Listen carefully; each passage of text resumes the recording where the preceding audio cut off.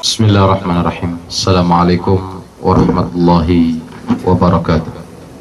Waalaikumsalam warahmatullahi Innal hamdalillah nahmaduhu wa nasta'inuhu wa nastaghfiruh wa na'udzu billahi min shururi anfusina wa min sayyiati a'malina. Man yahdihillahu fala mudilla lahu wa man yudlil fala hadiya lahu. Asyhadu an la ilaha illallah wahdahu la syarika lah wa asyhadu anna Muhammadan abduhu wa rasuluh. Ya ayyuhalladzina amanu taqullaha haqqa tuqatih wa la tamutunna illa wa antum muslimun. Ya ayyuhan nasu taqu rabbakumul ladzi khalaqakum min nafsin wahidah wa khalaqa minha zawjaha wa batha minhuma rijalan katsiran wa nisaa'a واتقوا الله الذي تساءلون به والأرحام إن الله كان عليكم رقيبا يا أيها الذين آمنوا اتقوا الله وقولوا قولا سديدا يصلح لكم أعمالكم ويغفر لكم ذنوبكم ومن يطع الله ورسوله فقد فاز فوزا عظيما أما بعد فإن أصدق الحديث كتاب الله وخير الهدي هدي محمد صلى الله عليه وسلم وشر الأمور محدثاتها وكل محدثة بدعة وكل بدعة ضلالة وكل ضلالة في النار. Segala puji yang selalu kita panjatkan kepada Allah Tabaraka wa Ta'ala yang Maha Pengasih dan Maha Penyayang, yang telah menimpahkan segala macam bentuk kenikmatan kepada kita, dan yang apabila kita ingin menghitungnya maka tidak ada yang mungkin bisa menghitung kenikmatan yang Allah limpahkan dan berikan kepada kita. Salawat dan salam yang selalu tercurah kepada junjungan kita Nabi besar Muhammad sallallahu alaihi wasallam, juga kepada keluarganya, para sahabatnya yang mulia, dan orang-orang yang istiqamah di dalam mempraktekkan dan merealisasikan tuntunan dan ajaran agamanya sampai datangnya hari pembalasan. Ikhwani fiddin, a'azzakumullahu jami'an. Saudaraku sekalian yang dimuliakan oleh Allah, tema pembahasan kita masih tentang kufur, definisi dan jenisnya. Dan kita pada pertemuan satu pekan yang lalu telah bersama-sama membahas tentang definisi kufur, kemudian masuk kepada pembahasan pembagian kufur, yaitu yang mana kufur terbagi menjadi dua, ada kufur besar, al-kufrul akbar, dan ada kufur al-asghar, kufur kecil. Dan kita juga telah membahas 4 jenis kufur besar. Dan sekarang kita masuk kepada jenis kufur besar yang kelima, yaitu kufur as-sab wal istihza. As-sab penghinaan, al-istihza adalah ejekan. Maknanya kufur as-sab wal istihza, penghinaan dan ejekan ini adalah seorang muslim mengejek atau menghina sesuatu dari agama Allah yang telah diketahui keberadaannya sebagai bagian dari ajaran agama, padahal tidak sepantasnya kalau dirinya mengaku sebagai seorang muslim mengejek atau mengolok-olok agama Allah Tabaraka wa Ta'ala. Nah, yang seperti ini kemungkinan besar tidak lain adalah orang munafik yang mungkin menampakkan keislaman secara zahir, akan tetapi batinnya kufur kepada Allah Subhanahu wa Ta'ala. Ya, memang kita menghukumi secara zahir sebagai seorang muslim. Oleh karena itu dijelaskan di sini tentang kufur as-sab wal istihza, penghinaan dan ejekan adalah seorang muslim mengejek atau menghina sesuatu dari agama Allah, masih seorang muslim secara zahir, yang diketahui tentang tuntunan aturan syariat tersebut keberadaannya sebagai bagian dari ajaran agama yang jelas dan pasti. Nah, contoh dari jenis ini adalah seperti orang-orang yang mencela Allah Tabaraka wa Ta'ala dalam salah satu nama-nama kemuliaannya, Asmaul Husna, atau sifat-sifat keagungannya, atau mensifati Allah dengan sifat-sifat yang tidak layak, seperti Allah zalim, atau menyandangkan sifat kezaliman kepada Allah Subhanahu wa Ta'ala ketika mungkin kehidupannya susah, mendapatkan ujian. Dia mengatakan dan terlontar dari lisannya, ya kan, hidup kok susah terus seperti ini.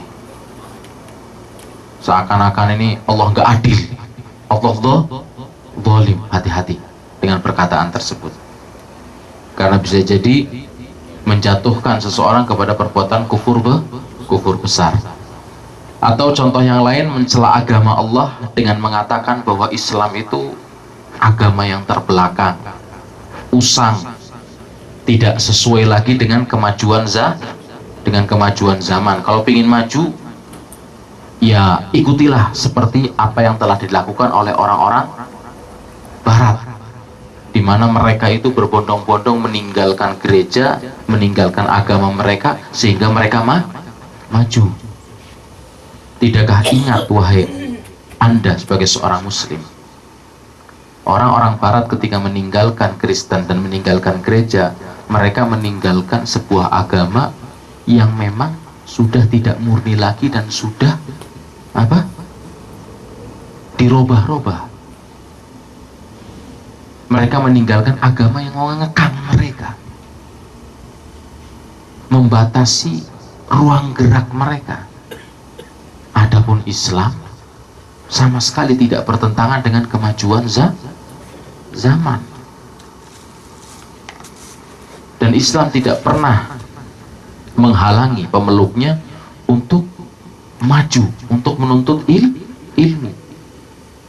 Dan ini sudah terbukti dalam sejarah kejayaan Islam ketika itu, di mana orang-orang Barat pun ketika ingin belajar kedokteran, ingin belajar tentang teknik sipil, arsitektur, mereka berangkat ke Andalusia, mereka berangkat ke Spanyol, mereka berangkat ke Irak. Dan bahkan, ya kan, kerajaan Kristen Bizantium Ortodok ketika itu mereka lebih maju dibanding dengan Roma. Kenapa? Karena kedekatan mereka dengan negara Islam yang ketika itu memang maju. Umat Islam tidak pernah, atau masjid menyiksa orang-orang yang menemukan penemuan-penemuan ilmiah, seperti ketika di zaman, ya kan, kegelapan Eropa, ketika ada orang yang menemukan bahwasanya bumi itu bulat, disiksa di gereja dan dipaksa untuk memupuskan dan tidak menyebarkan tentang teorinya bahwasanya bumi itu bulat. Kenapa? Karena gereja menyatakan bumi itu datar, seperti itu. Nah, oleh karena itu Islam adalah sebuah agama yang memang Allah turunkan di akhir zaman ini dan akan sesuai dengan segala zaman dan keadaan, dan tidak mungkin akan bertentangan dengan kehidupan manusia sampai datangnya hari pembalasan. Atau contoh lain, menghina Al-Quran dengan ucapan atau perbuatan, seperti mencela ayat-ayat yang ada di dalamnya, atau menghinakan dengan meletakkannya di tempat kotor sebagaimana dilakukan oleh para dukun dan tukang sihir. Supaya sihirnya lebih kuat, mereka melakukan syarat-syarat yang mengandung kekufuran. Semakin berani, semakin kuat khidmat para syaitan yang diajak kongsi oleh mereka, sampai mereka lera harus membungkus darah menstruasi atau haid dengan kertas lembaran Al-Quran sebagai syaratnya. Ini jelas syarat kekufuran. Atau menulis Al-Fatihah dengan kotorannya sendiri, atau menginjak Al-Quran, na'udzubillah, ini jelas menghinakan ayat-ayat Allah.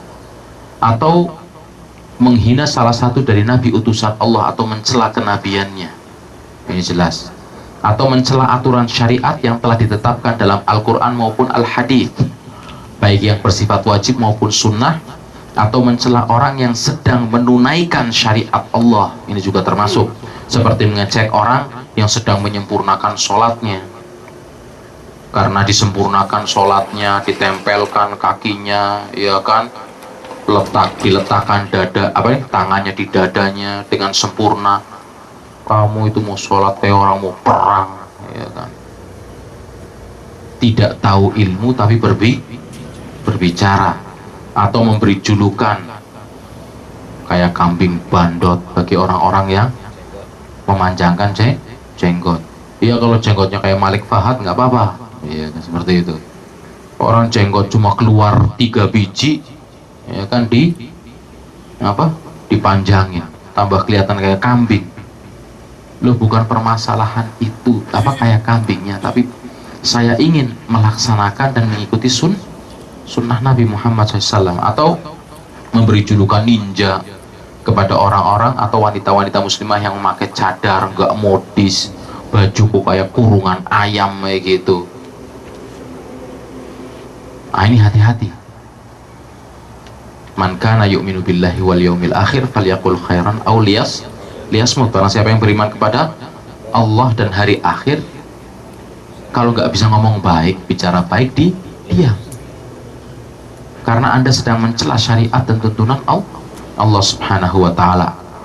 Para ahli ilmu sepakat atas kekafiran orang yang mencela atau mengejek, menghina dan mengolok-olok sesuatu dari agama yang telah pasti keberadaannya, baik hal itu dilakukan hanya sebagai candaan apalagi sungguhannya, atau sekedar basa-basi kepada non muslim sehingga dia harus mengalah untuk menunaikan ketaatan beragamanya. Ini juga yang tidak boleh, karena seorang muslim tidak boleh mengalah dalam melaksanakan ketaatan beragamanya hanya karena ingin tampil di hadapan non muslim. Ini sesuatu yang justru akan merendahkan diri dan agamanya. Oleh karena itu Allah Ta'ala telah menetapkan kafirnya orang yang menghina Allah dan mencela ayat-ayat sucinya dan mengolok-olok Rasul utusannya Muhammad SAW. Ketika itu pernah terjadi dan dilakukan oleh orang-orang munafik, padahal mereka mengaku bahwa perbuatannya hanya sekedar candaan dan gurauan untuk mengisi kepenatan dalam perjalanan. Seperti Allah ceritakan dalam surat At-Taubah ayat 65 sampai 66, wala in sa'altahum la yaqulunna innama kunna nakhudu wa nal'ab. Dan jika kamu tanyakan kepada mereka tentang apa yang mereka lakukan itu ketika mereka mengolok-olok ayat-ayat Allah, mengolok-olok nabi utusannya Muhammad sallallahu alaihi wasallam. Kemudian ada salah seorang sahabat yang melapor kepada Rasulullah sallallahu alaihi wasallam. Kemudian turunlah wahyu, kemudian Rasulullah tegur mereka.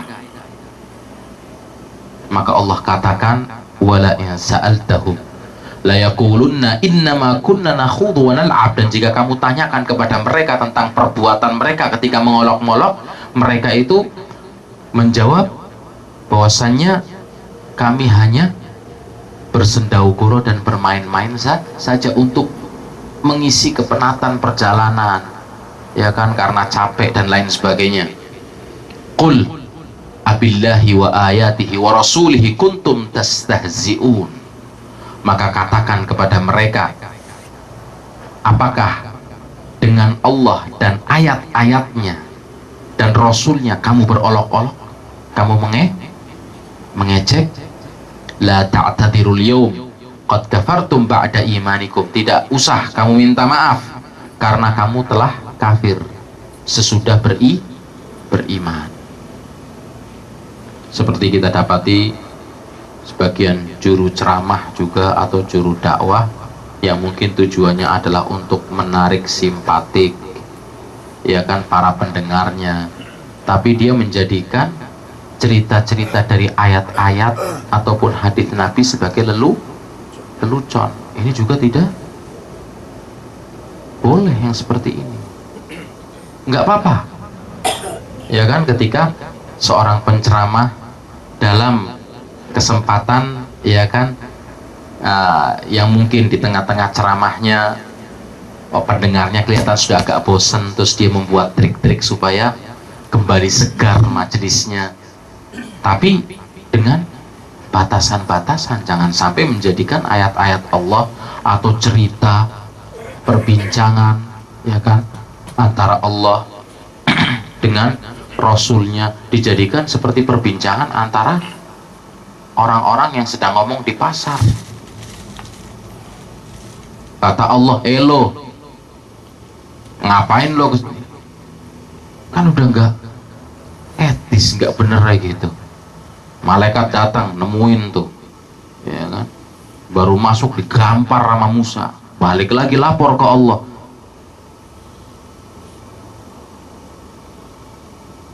Ini sesuatu yang tidak boleh kita main-main atau menjadikan seperti seakan-akan barang olok-olok kayak gitu. Nggak apa-apa. Mungkin ada sedikit gurauan, tapi gurauan pada tempatnya. Bukan dijadikan perbincangan, ya kan, Rasulullah SAW sebagai sebuah bahan lelucon, atau perbincangan antara Allah dengan para Rasulnya sebagai bahan lelucon, perbincangan antara malaikat dengan Rasul utusan Allah ketika diutus sebagai bahan lelucon, seperti perbincangan orang pasar. Ini jelas tidak berkenan. Nah, barang siapa melakukan perbuatan yang demikian, maka ia telah menghinakan ketuhanan Allah dan risalah syariatnya, dan secara umum telah merendahkan agama Allah dan tidak mengagungkannya sama sekali. Dan perbuatan seperti ini akan menghapus keimanan dan keislaman seseorang.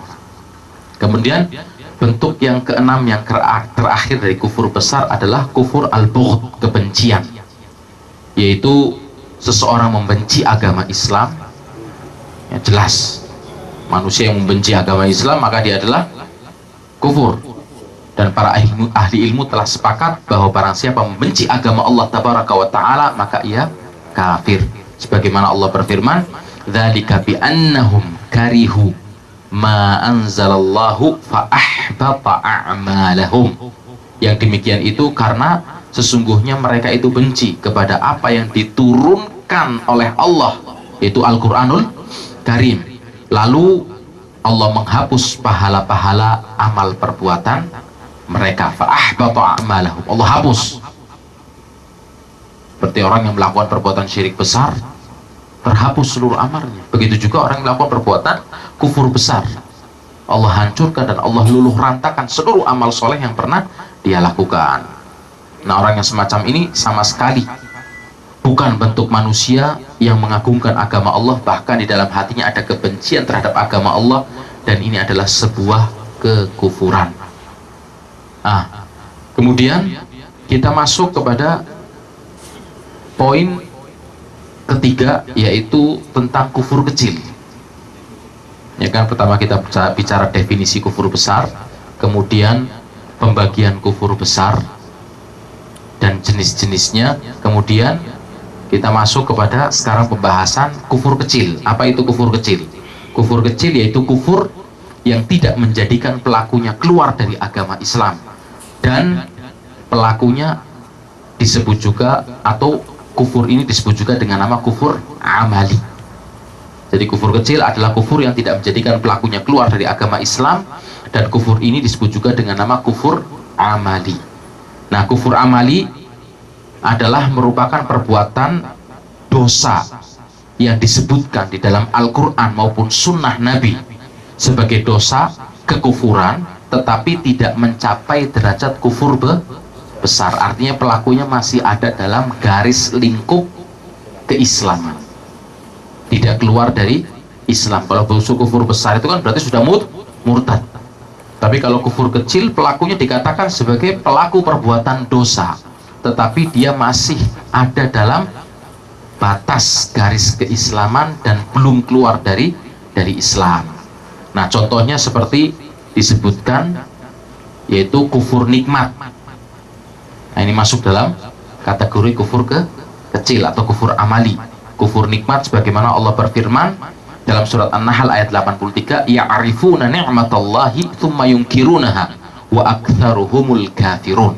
Mereka mengetahui nikmat Allah, kemudian mereka mengingkarinya, dan kebanyakan mereka adalah orang-orang yang kafir. Kafir di sini artinya adalah kafir kepada nikmat Allah, di mana seseorang tidak ingat siapa yang memberikan kenikmatan tersebut, kemuliaan, ketinggian derajat, kedudukan yang tinggi.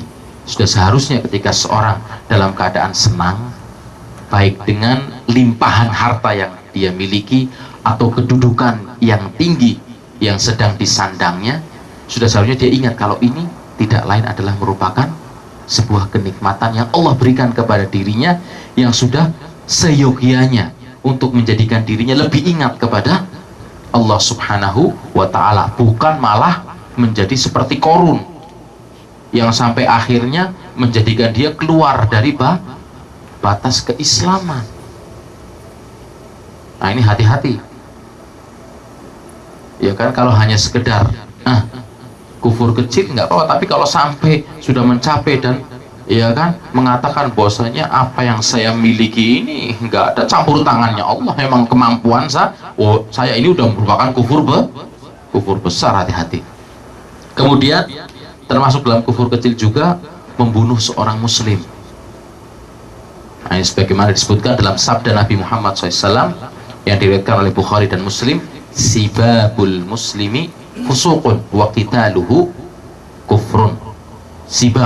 Sibab itu adalah syatmatu asyatma wa takallum fi irdihi bima ya'ihi wa yu'dhihi.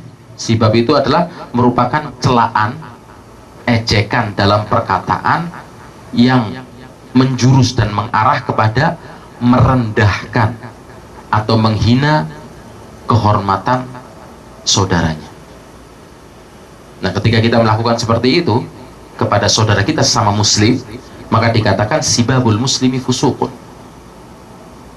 Anda mencela saudara Anda, merendahkan saudara Anda sesama muslim, apalagi sampai membuka aibnya, mengeluarkan perkataan yang kotor. Fusuqun, kata Rasulullah, itu adalah merupakan sebuah kefasikan. Dan fasik itu maknanya apa? Khuruj anil haq, keluar dari kebenaran. Artinya pelakunya adalah sedang melakukan perbuatan maksiat. Wa qitaluhu kufrun, dan membunuhnya adalah merupakan sebuah kekufuran. Allah sebutkan dengan kalimat kekufuran. Tetapi kufur di sini bukan kufur besar, tapi kufur kecil atau kufur amali. Seperti dijelaskan juga dalam hadis lain yang diriwayatkan oleh Bukhari dan Muslim, la tarji'u ba'di kuffaran yadribu ba'dukum riqaba ba'd. Janganlah kalian sepeninggalku kembali lagi menjadi orang-orang yang kafir, karena sebagian kalian memenggal leher atau memukul leher saudara yang lain. Wah, perang antar kampung ya kan, sampai ada yang meninggal, berkelahi karena maksiat, rebutan cewek atau pacar. Allahu Akbar. Istri bukan, aneh gitu. Udah perang, ngerebut pacar saya. Ya salahkan pacarmu, memang dia mau, memang perempuan gak baik, suruh siapa kumpul sama dan nyari perempuan pasar.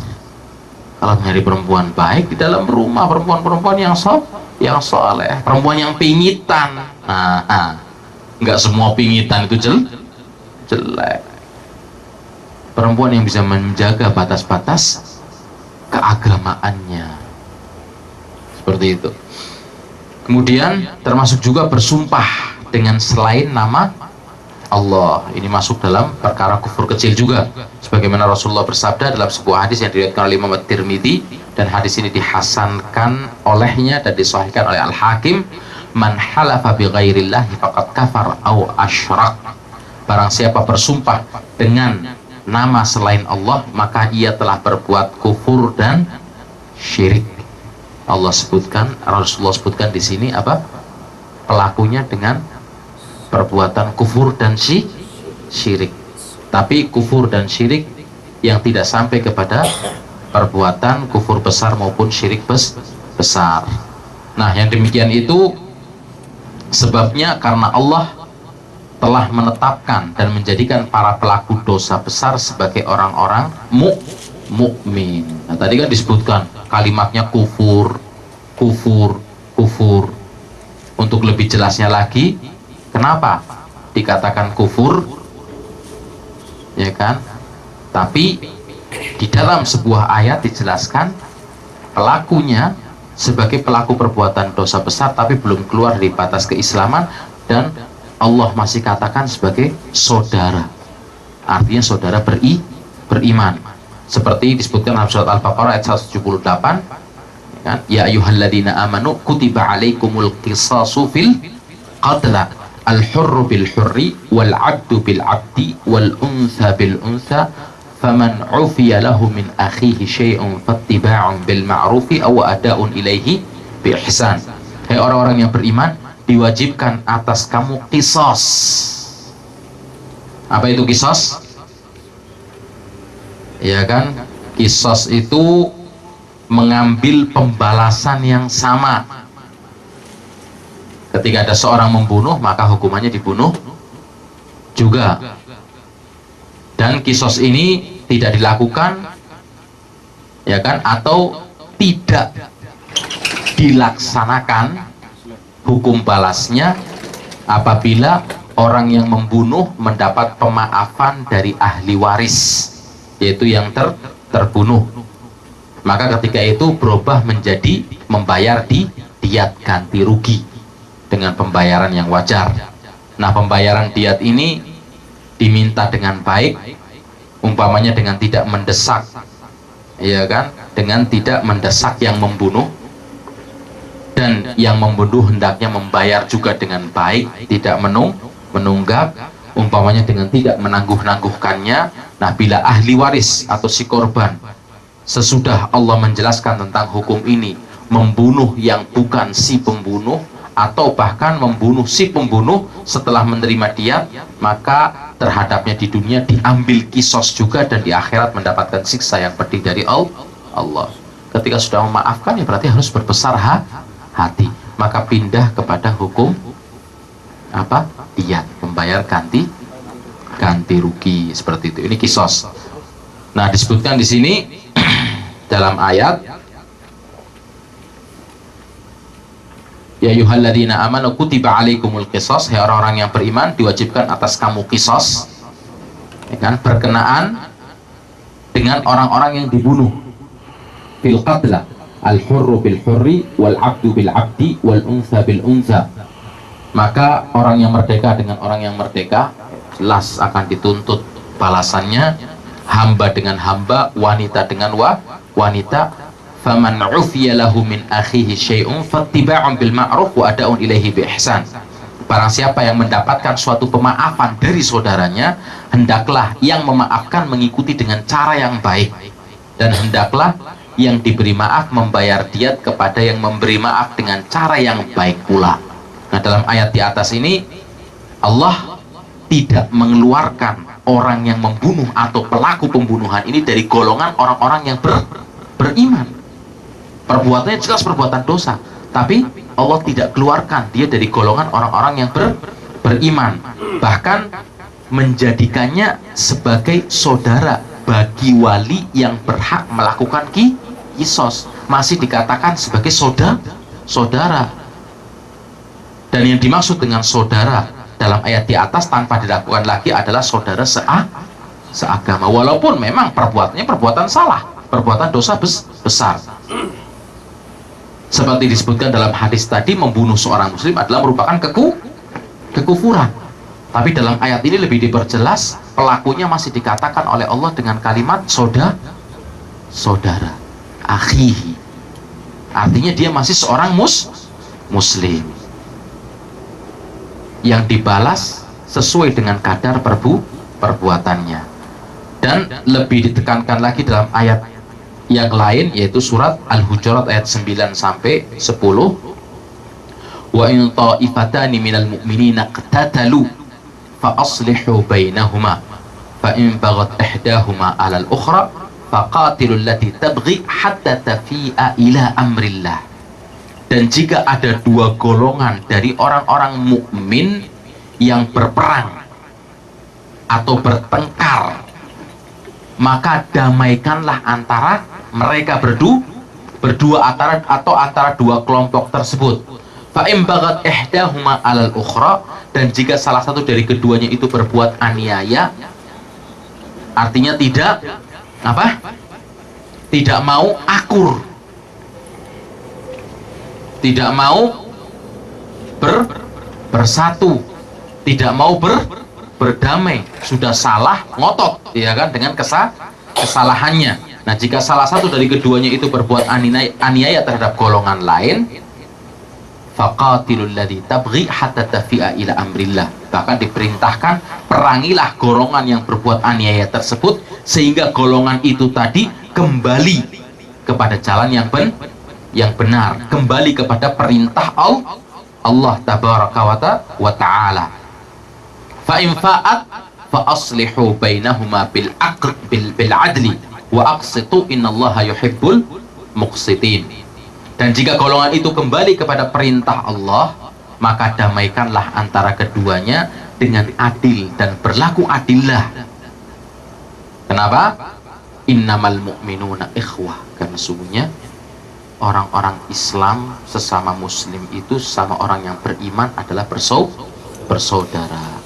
Fa aslihu baina akhwaikum, damaikanlah, satukanlah, jalinlah persaudaraan antara sesama kalian orang-orang Islam dan yang beriman. Wattaqullah, dan bertakwalah kepada Allah, la'allakum turhamun.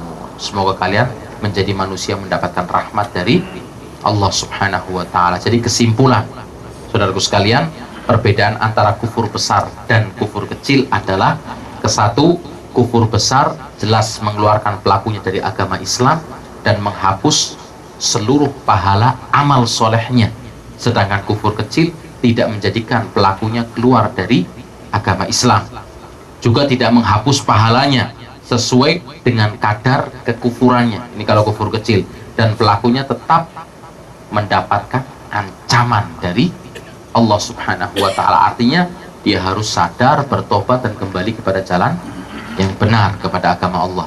Kemudian yang kedua, kufur besar menjadikan pelakunya kekal di dalam api neraka, sedangkan kufur kecil, jika pelakunya masuk neraka maka ia tidak kekal di dalamnya, akan dihukum sesuai dengan dosa, kadar dosa yang ada pada dirinya. Dan bisa saja Allah memberikan ampunan kepada pelakunya sehingga ia tidak masuk neraka sama sekali dan Allah masukkan ke dalam surga. Ini adalah merupakan kebesaran rahmat Allah subhanahu wa ta'ala. Kemudian yang ketiga, kufur besar menjadikan halal darah dan harta pelakunya, sedangkan kufur kecil tidak demikian. Yang keempat, kufur besar mengharuskan adanya permusuhan yang sesungguhnya antara pelakunya dengan orang-orang mukmin. Orang-orang mukmin jelas tidak boleh mencintai dan setia kepada orang-orang yang melakukan perbuatan kufur besar, betapapun ia adalah merupakan saudara, keluarga, atau karib kerabat dekatnya sendiri. Kalau dia melakukan perbuatan kufur besar, jelas terputuslah jalinan persaudaraan seperti itu. Walaupun lainnya perkaranya, kalau mendolimi kan tidak boleh, tapi karena kufuran kita menjauh. Nah, adapun kufur kecil, maka pelakunya tidak tidak melarang secara mutlak adanya kesetiaan, tetapi pelakunya dicintai dan diberi kesetiaan sesuai dengan kadar keimanannya, dan dibenci serta dimusuhi sesuai dengan kadar kemaksiatan. Semakin taat kepada Allah seorang muslim, semakin mencintai saudaranya sesama muslim. Tapi semakin jauh dan semakin banyak maksiatnya, maka kita semakin jauh. Jadi ukuran kecintaannya adalah keimanannya kepada Allah tabaraka wa ta'ala. Dan hal yang sama juga dikatakan dalam perbedaan antara pelaku syirik besar dan pelaku syirik kecil, seperti itu. Nah, gimana? Masih lanjut atau tinggal satu poin lagi, yaitu tentang permasalahan mengkafirkan person muslim. Ini perkara yang juga tidak boleh sembarangan dan tidak boleh dianggap enteng. Banyak orang terjatuh kepada kesalahan dan kesesatan karena gampang ngafirkan orang, mengklaim atau memvonis orang, padahal ini adalah merupakan perkara yang remeh. Tidak boleh seseorang menjatuhkan vonis kepada saudaranya dengan kekafiran tanpa ilmu, karena artinya apa? Kalau kita memvonis saudara kita sama muslim dengan kekafiran, artinya halal harta dan darahnya. Kedua, artinya kalau dia mati dengan perbuatannya tersebut, dengan ideologi dan akidahnya, dia akan kekal dan abadi di api neraka. Mungkin kita melihat perbuatannya adalah perbuatan kufur, tapi untuk mengklaim dan mengatakan atau memvonis dia adalah kafir, ini perlu ditegakkan hujjah dahulu. Sudah sampaikah kebenaran dalil kepada mereka, atau dia dalam keadaan bodoh, atau mengikuti penafsiran yang salah? Karena memang orang yang diikuti mungkin, atau orang yang diagungkan, atau kiai yang ditaati melakukan perbuatan yang seperti itu, dan dia berpikir, oh kiainya juga seperti itu, masa salah? Ini makanya perlu hati-hatian. Makanya di sini disebutkan peringatan penting, seorang muslim kadang tanpa sadar terjatuh kepada sebagian perbuatan kufur besar atau syirik besar, yang hukum pelakunya seperti dijelaskan oleh para ahli ilmu telah keluar dari Islam. Ini jelas. Akan tetapi seorang jangan sampai terburu-buru atau sembarangan dalam menghukumi saudaranya sama muslim dengan kekufuran, apalagi dengan tidak adanya sebab atau syarat sah untuk menghukumi seseorang dengan kekafiran, atau adanya penghalang untuk menghukumi kafirnya seseorang. Harus dilihat dulu. Nah, penghalang untuk mengklaim atau memvonis atau menghukumi seorang kafir diantaranya adalah yang pertama, al-jahl, bodoh atau tidak tahu hukum. Orang bodoh atau tidak tahu hukum, maka tidak bisa kita langsung klaim dan hukumi atau kita vonis dengan kekafiran, karena mungkin dia bodoh dan tidak tahu hukum. Seperti dijelaskan dalam hadis yang dibawa oleh Abi Hurairah, Rasulullah SAW bersabda, hadis ini diriwayatkan oleh Imam Al-Bukhari, kana rajulun yusrifu ala nafsihi. Ada seorang yang keterlaluan dahulu terhadap dirinya. Keterlaluan terhadap dirinya maksudnya adalah apa? Dia sering melakukan perbuatan maksiat. Falamma hadarahul maut qala li bani. Ketika kematian akan datang menjemputnya, dia berwasiat kepada anaknya, idza ana mut fa ahriqun. Kalau saya ini mati nanti, maka bakarlah saya. Kata orang ini. Tsummat hanuni, kemudian haluskan, tumbuklah saya sampai habis betul-betul. Sudah dibakar, hancur tubuhnya, tulangnya. Kalau masih ada yang tersisa, tumbuk, habisi. Tumbuklah saya. Tsumma daruni firrih. Kemudian abunya tolong dibuang dan disebarkan bersama dengan angin yang bertiup. Fawallahi la in qadara alayya rabbi la yu'adzibanni adzaban ma 'adzabahu ahadan. Demi Allah, jika Tuhanku mampu terhadapku, niscaya dia akan menyiksaku dengan siksaan yang tidak ditimpakan kepada orang lain. Siksaan yang tidak ditimpakan, lebih berat seperti siksaan yang ditimpakan kepadaku. Kenapa? Karena seakan-akan dia sudah menantang Allah dan meragukan kemampuan Allah tabaraka wa ta'ala. Kemudian falamma mata fu'ila dzalik. Kemudian ketika meninggal pun ditunaikan wasiat yang tadi telah disampaikan oleh anak-anaknya, oleh bapak kepada anak-anaknya. Fa'amarallahul ard, maka Allah perintahkan kepada bumi. Faqala ijma'i ma fiki min, kumpulkanlah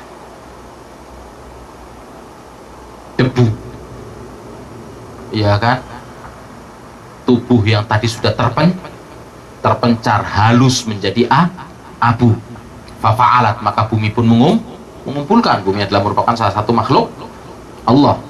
Fa'idah huwa haqqa'in, dan ternyata dia sudah berdiri dengan sempurna, ya kan, di hadapan Allah subhanahu wa ta'ala. Faqala, maka Allah pun berfirman kepadanya, ma hamalaka ala ma sana'at, kata Allah, apa yang mendorongmu untuk berbuat demikian?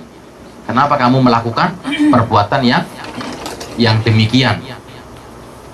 Maka ketika itu dijawab oleh orang tersebut, qal ya rabbi khasyatuk, ya Allah, saya tidak melakukan demikian kecuali karena rasa takut saya. Dalam riwayatnya disebutkan makhafatuka ya rabb, artinya sama, karena rasa takut saya kepadamu saya tidak melakukan yang demikian. Nah, orang yang diceritakan dalam hadis ini itu seakan-akan dia ragu dengan kekuasaan Allah, kan, untuk menghidupkan kembali makhluknya, bahkan menyangka bahwa ia tidak akan dibangkitkan, udah hancur, udah, karena saya tukang maksiat, orang yang nggak benar udah dibakar habis, sudah hancur, jadi saya nggak ketemu lagi sama Allah dan tidak berhadapan dengan Allah, karena saya nggak mungkin bisa berhadapan dengan Allah dengan keadaan saya yang seperti ini.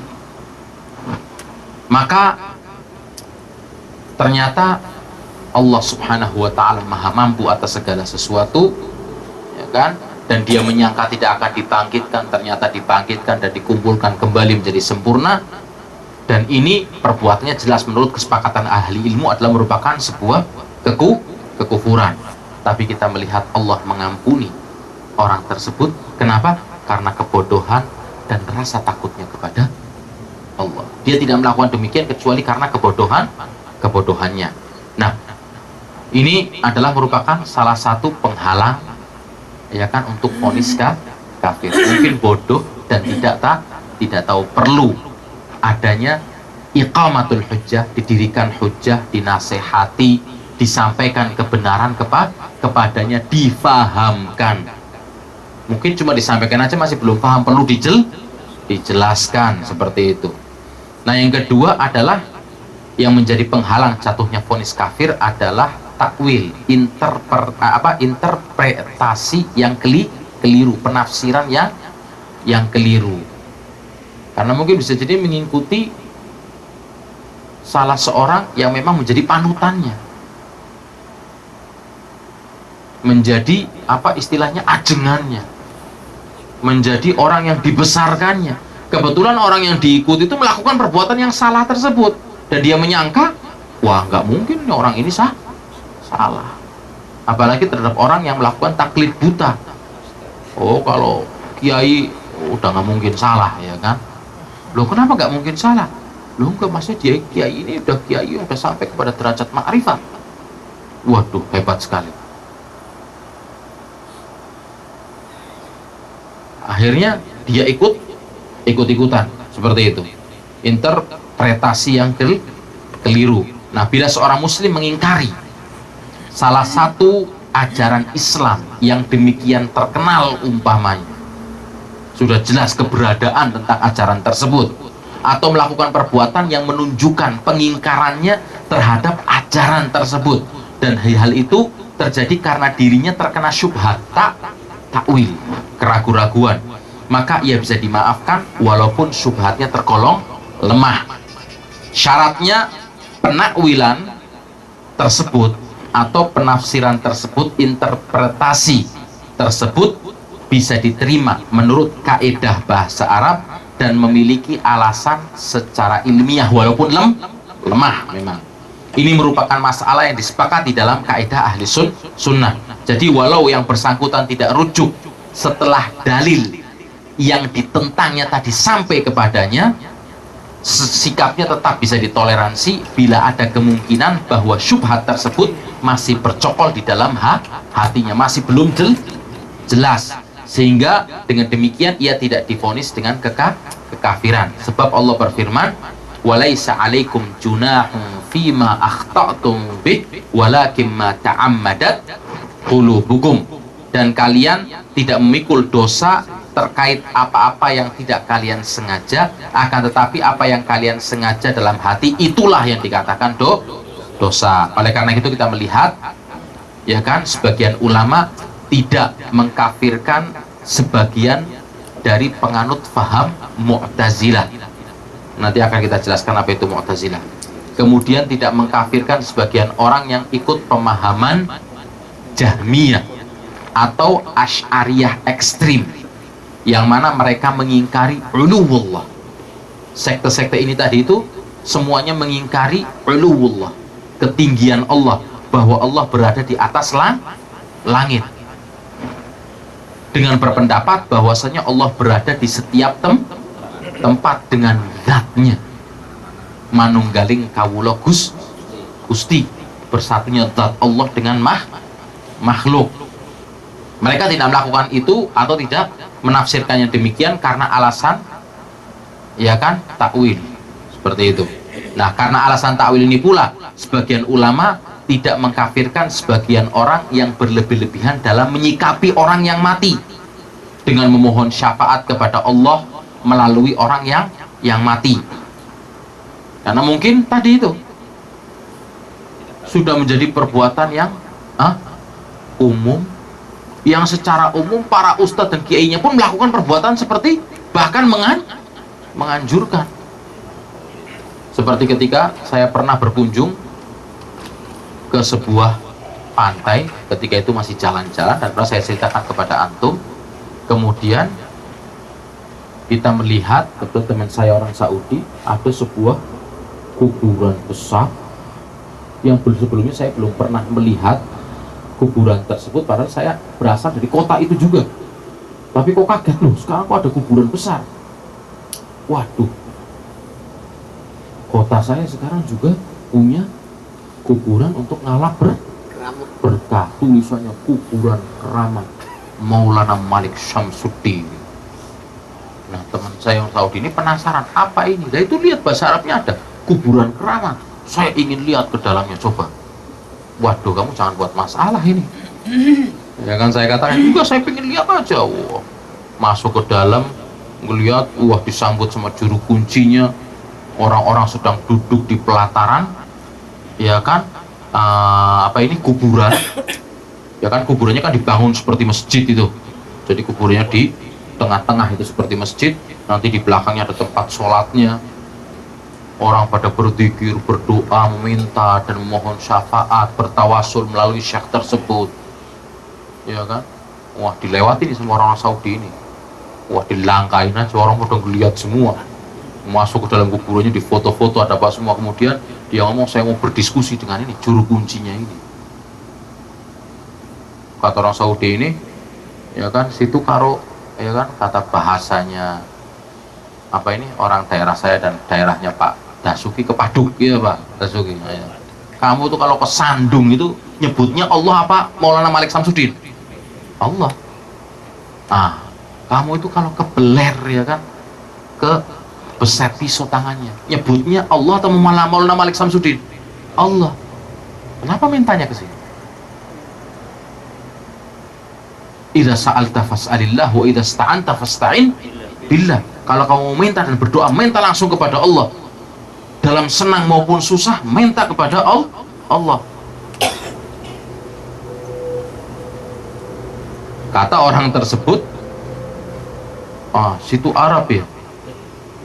Ya memang benar, ini orang Arab asli nih memang Pak.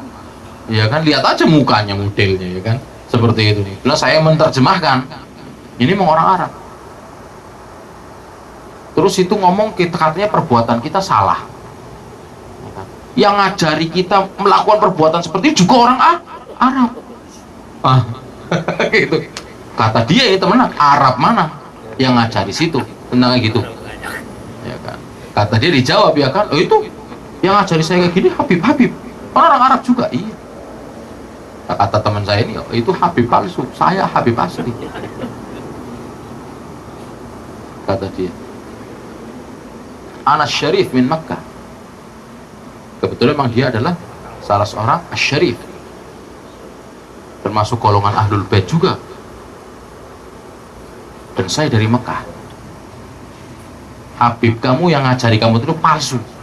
Kalau Habib bener nggak ngajarin seperti itu, kata dia. Itu perbuatan yang salah, menyelisihi tuntunan Allah dan Rasulnya. Ya, itu yang benar mana, ya kan? Kata situ ini salah. Ada orang Arab lain datang, ini juga kamu itu ngikutin Islam bukan dilihat Arabnya, kata dia. Islam itu diikuti bukan karena orang Arabnya.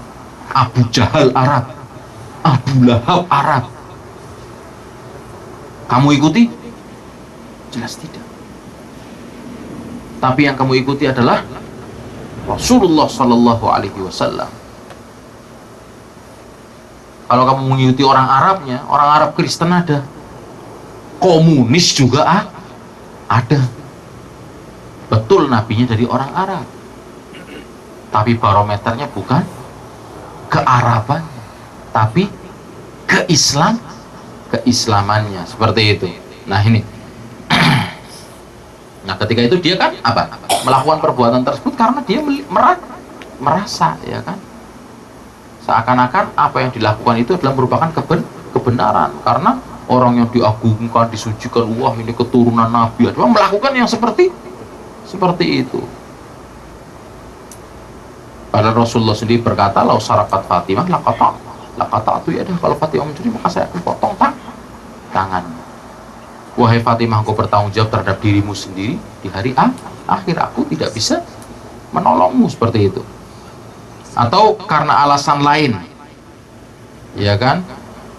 Kita juga melihat para sahabat radhiyallahu anhum tidak mengkafirkan orang-orang Khawarij yang keluar dari ketaatan kepada mereka dan memerangi para sahabat Nabi. Kemudian mereka banyak menyelisih perkara yang disepakati oleh para sahabat Nabi dengan pasti, tapi para sahabat belum mengkafirkan mereka.